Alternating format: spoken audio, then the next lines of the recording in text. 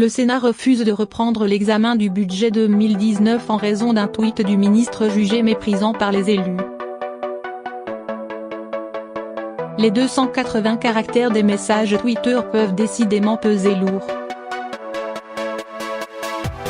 Le Sénat a suspendu vendredi soir l'examen du budget après un tweet du ministre des Comptes publics, Gérald Darmanin, qui critiquait une mesure tout juste votée à l'unanimité par les sénateurs en faveur des élus des petites communes.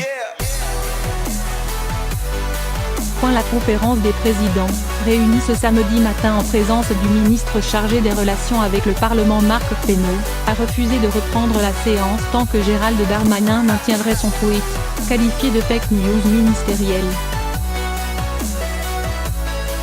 Lors de sa brève prise de parole, vivement applaudie sur les bancs de la Haute Assemblée, Gérard Larcher a indiqué s'être entretenu vendredi soir avec le Premier ministre qui lui a fait part de sa volonté d'apaisement à la fois avec les élus locaux et avec la représentation nationale.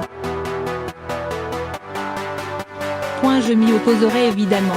À l'origine de cette crise diplomatique, un amendement adopté par les sénateurs qui prévoyait le retour à un régime fiscal plus favorable pour les indemnités perçues par les maires des petites communes.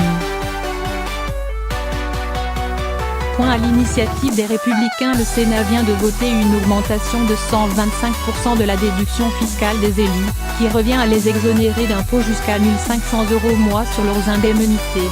Je m'y opposerai évidemment en seconde lecture à l'Assemblée, a aussitôt tweeté Gérald Darmanin, qui n'était pas présent.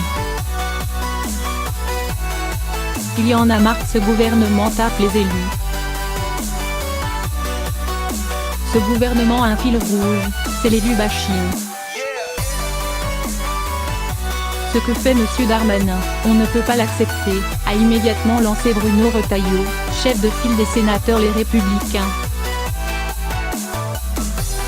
Une position partagée par une grande partie de l'hémicycle. Initiative inacceptable.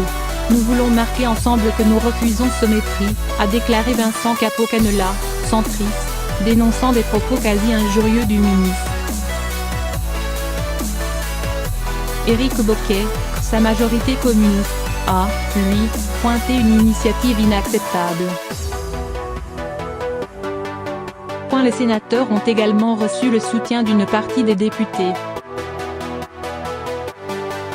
Le président du groupe Oudi Agir à l'Assemblée nationale, Jean-Christophe Lagarde, a réclamé que Gérald Darmanin vienne s'expliquer devant la représentation nationale, disant ne pas avoir envie d'être sous la coupe d'un ministre du budget qui se comporte comme une petite frappe populiste.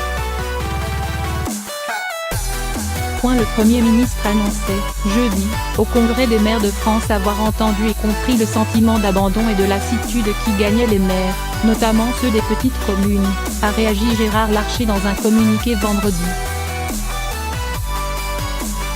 Un vote en hémicycle de la représentation nationale mérite mieux en réponse qu'un tweet sibyllin, a écrit le président du Sénat, qui reproche depuis des mois au gouvernement de négliger la place et le pouvoir du Parlement.